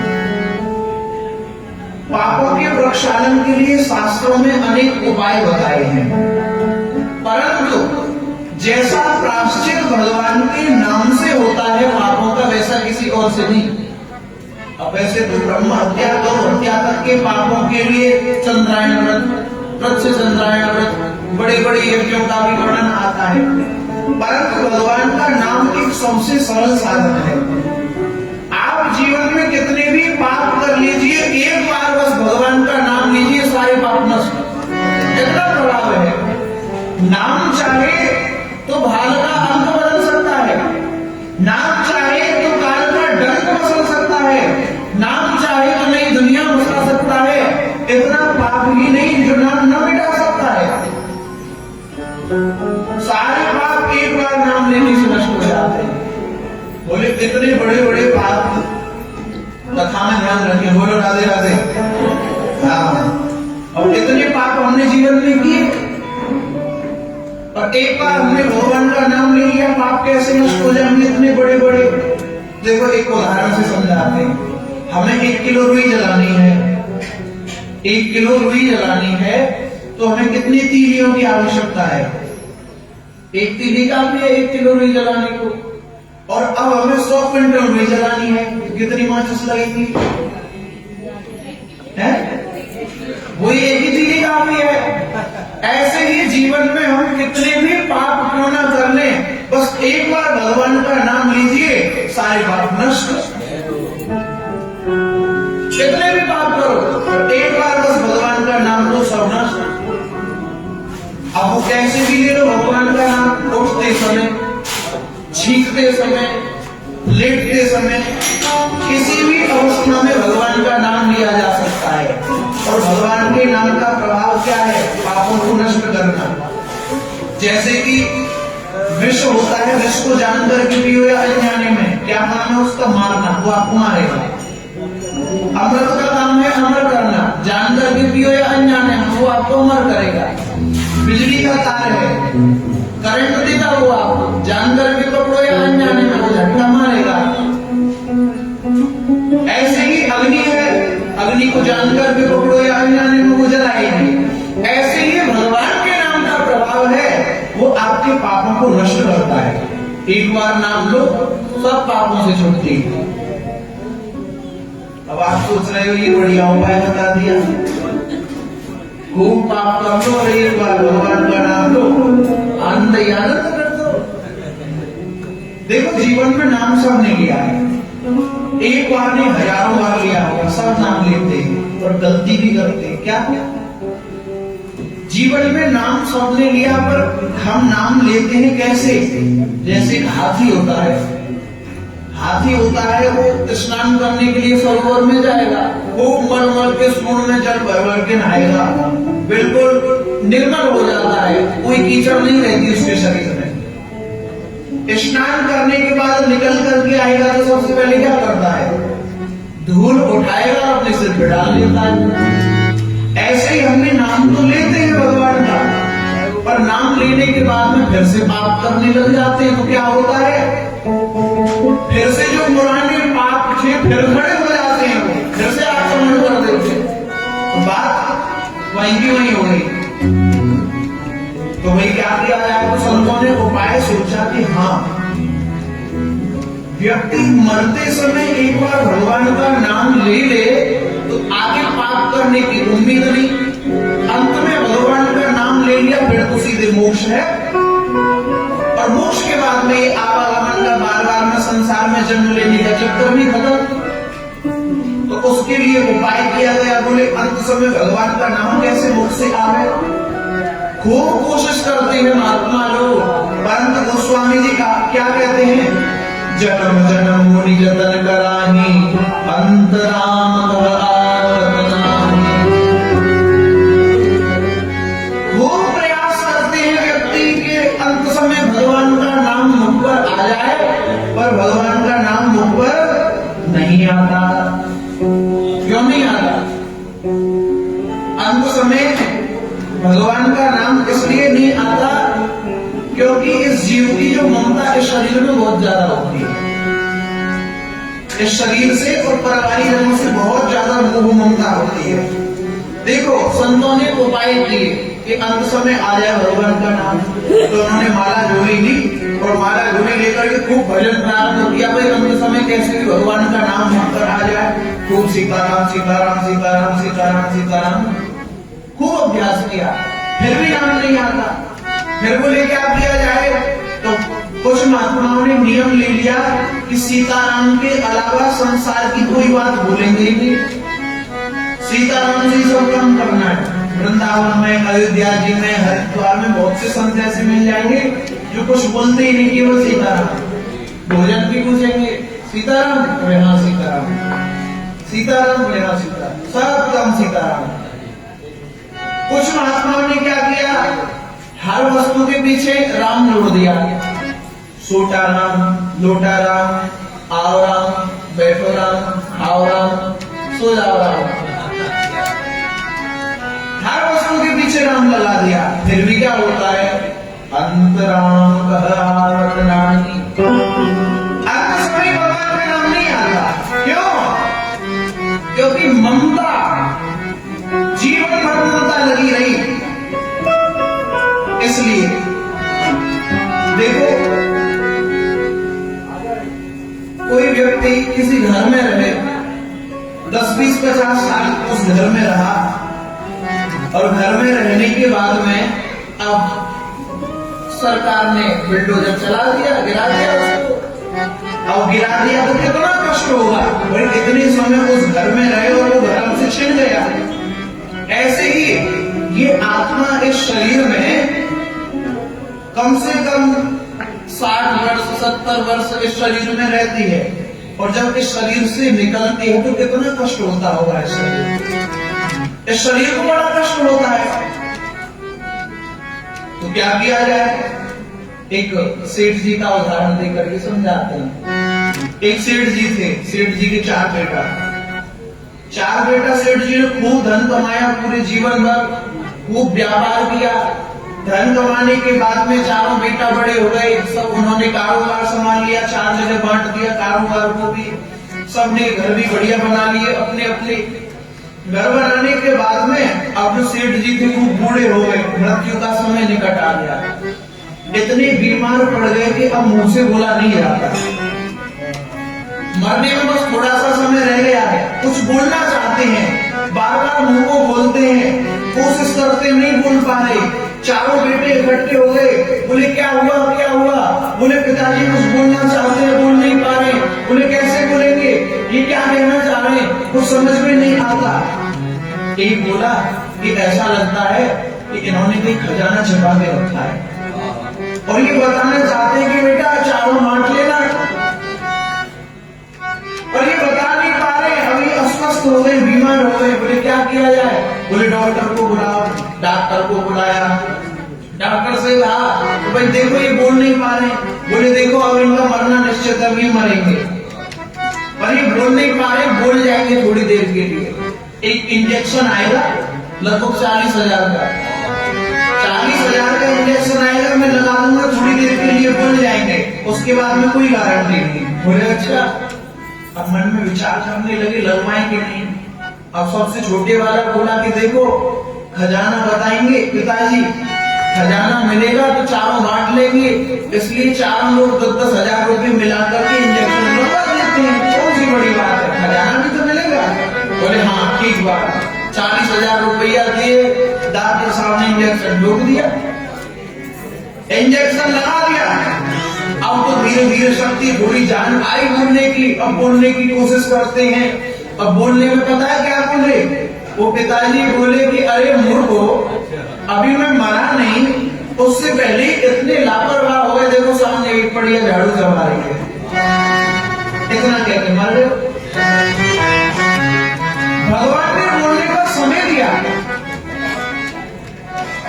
दिया और व्यक्ति ने क्या बोला, देखो तो झाड़ू की चिंता थी मरते समय, एक बार में अगर भगवान का नाम ले लिया तो कल्याण हो जाता, पर नहीं, व्यक्ति के मरते समय भगवान का नाम नहीं आता है। बाकी दुनिया भर की बातें आ जाएंगी, देखो झाड़ू की चिंता हो गई उस व्यक्ति को, पर भगवान का नाम मुख पर नहीं आता।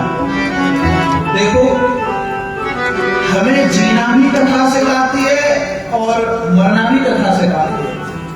मरना कैसे चाहिए, आपने कथा में कल परसों पिताजी से श्रवण किया। बाली नाम का बंदर था, उसने मरना सीख लिया। कैसे सीखा मरना, बोले मरते समय उसने बहुत बढ़िया काम कर लिया। क्या किया, बोले राम चरण कर प्रीत कर बाली तन त्याग। मरते समय उसने भगवान श्री राम के चरणों में अपने मन को लगा दिया और सुमन माग जिम कंठ ते गिरत न जाने ना।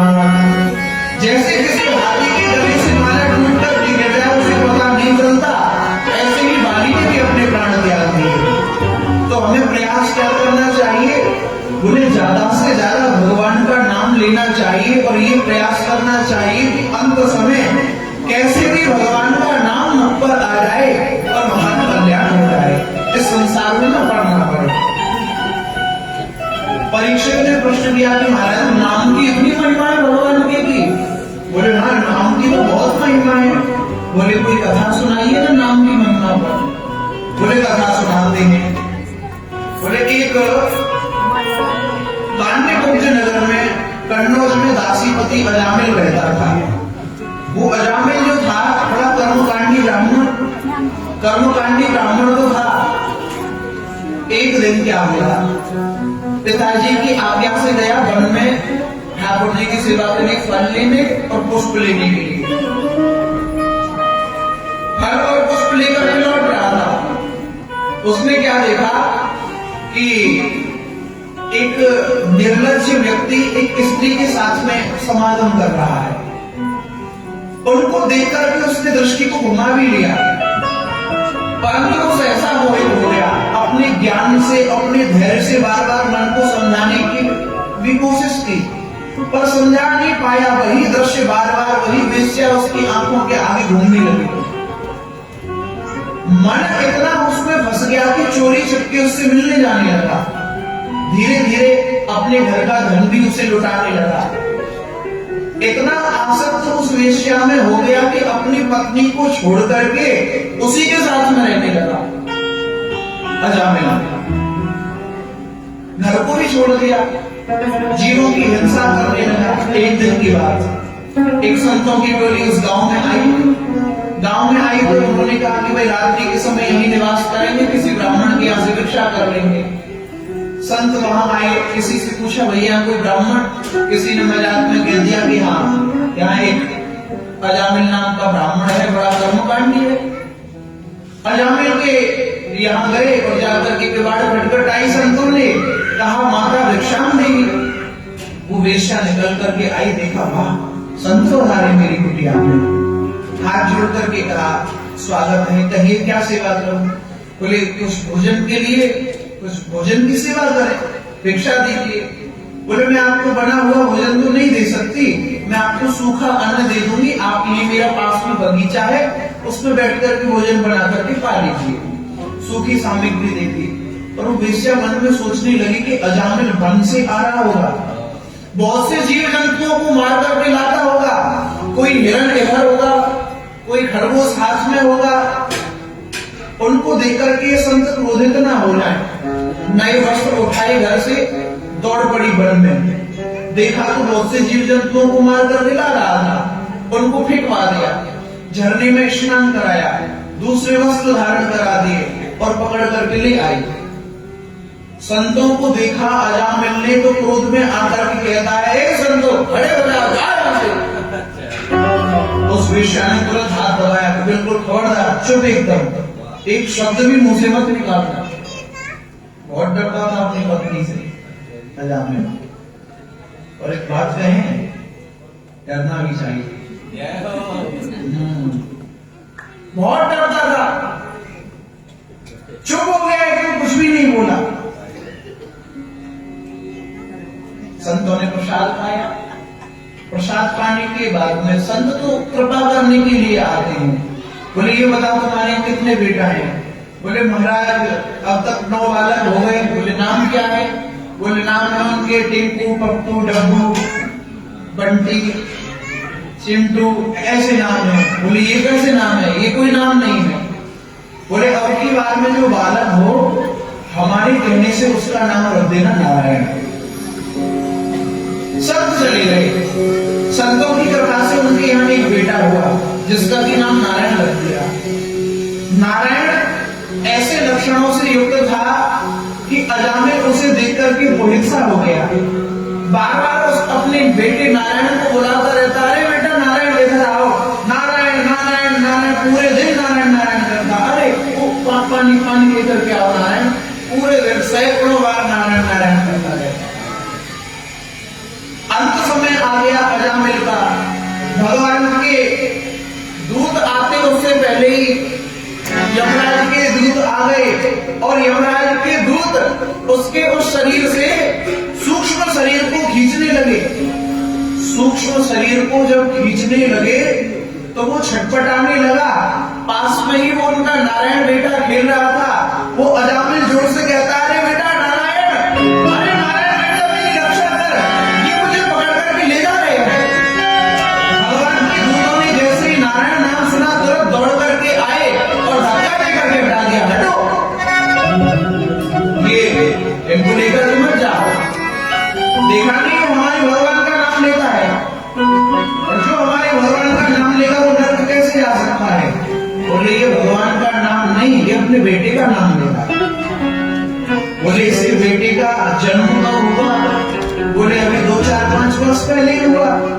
बोले हमारे भगवान का नाम कब से है? बोले अनादिकाल से। बोले अब हमारे भगवान के नाम को आजकल कोई रख ले तो क्या उसका नाम हो जाएगा? बोले ये हमारे भगवान का नाम है, इसलिए इसे नहीं ले जा सकते। ये पूरा दृश्य अजामिल ने देखा। अजामिल को बड़ा आश्चर्य हुआ। उसने सारे कर्मों का त्याग कर दिया और उसने खूब भगवान का भजन किया और अंत में वो भगवान के धाम के लिए चला गया। बोलो भगवान रामचंद्र की जय।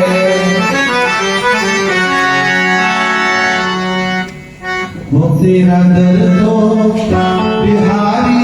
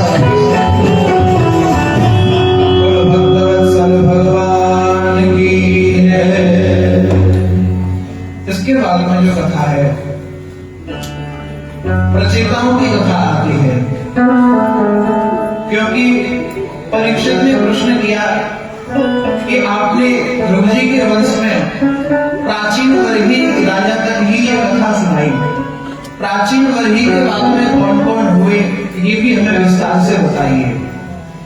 प्राचीन वर्ही के प्रचेता होते हैं। प्रचेता जल में अंदर जाकर के तपस्या करने लगे। बहुत समय बाद तपस्या करके जब निकले तब तक पृथ्वी को वृक्षों ने घेर लिया।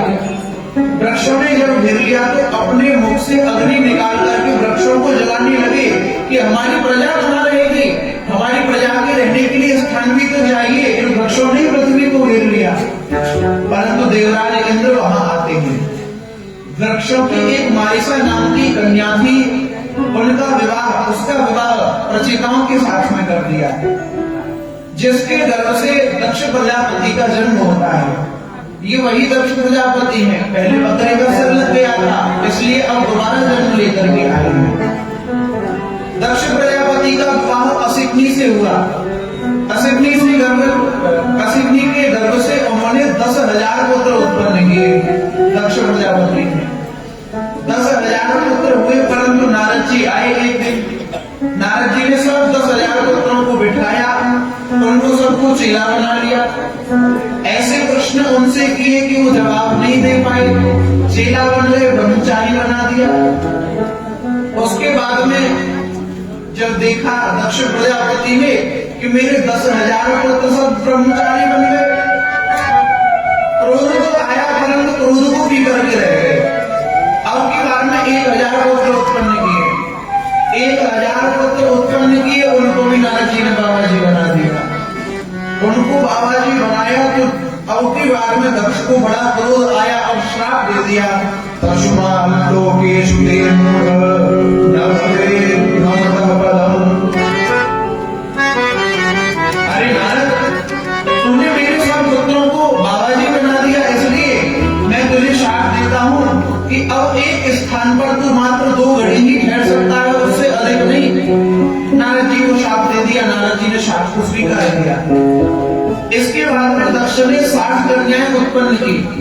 60 में से 13 को कश्यप जी के लिए ब्याही, जिसमें दिति, अदिति, धनु, काष्ठा, सुरसा, इला, ये सब पत्नी उनकी बनी। इन पत्नियों के गर्भ से दिति से दैत्य हुए, अदिति से आदित्य हुए, कद्रु से सर्प होते हैं, विनता से पक्षी आदि होते हैं, इसी से वनस्पति आदि, ऐसी सृष्टि हुई। इसके बाद में 27 जो कन्या है वो चंद्रमा के लिए दी है, अश्विनी, भरणी, कृतिका आदि। इसके बाद में दिति जो है उनके दैत्य तो हुई थे, पर एक रचना नाम की कन्या भी थी। उसका विवाह हुआ त्वष्टा मुनि के साथ। त्वष्टा मुनि जो है इनके 2 पुत्र हुए, विश्वरूप और सन्निवेश। विश्वरूप इतना ब्रह्म ज्ञानी था कि एक बार देवताओं का पुरोहित बन गया। परीक्षित ने पूछा कि महाराज, उनके पुरोहित तो पहले से बृहस्पति जी महाराज हैं, फिर ये विश्वरूप कैसे पुरोहित हो गए? बोले एक बार की बात है कि इंद्र अपनी सभा में अप्सराओं के नृत्य का आनंद ले रहा था। इतने में सामने से गुरुजी आए। गुरुजी को देखते हुए अनदेखा कर दिया कि मुझे खड़ा होना पड़ेगा, इनका सम्मान करना पड़ेगा, नृत्य का जो आनंद है किरकिरा हो जाएगा। ये सोच करके उसने अनदेखा कर दिया। गुरुजी समझ गए इस बात को, तुरंत क्रोध में आकर के अंतर्धान हो गए, अदृश्य हो गए। वो खोजने का प्रयास किया पर कहीं ना मिले। असुरों को बड़ा मौका मिल गया। असुरों ने आक्रमण कर दिया देवताओं के ऊपर के, और उनके पास में गुरु नहीं है। गुरु नहीं है तो वे निर्बल हो गए। देवताओं को जीत लिया। देवताओं को जीतने के बाद में असुर स्वर्ग के ऊपर शासन करने लगे। अब क्या किया जाए? तब ब्रह्मा जी ने कहा कि विश्वरूप को तुम अपना गुरु बना लो।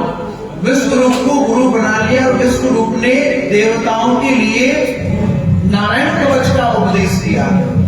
नारायण कवच का बहुत महत्व बताया गया है। नारायण कवच की ऐसी महत्ता है कि अगर किसी के ऊपर कोई टोना टूटता भी कराए तो उसका भी कसम नहीं होता है। जिस भी सभा में नारायण कवच का पाठ करने वाला व्यक्ति जाता है, हर स्थान में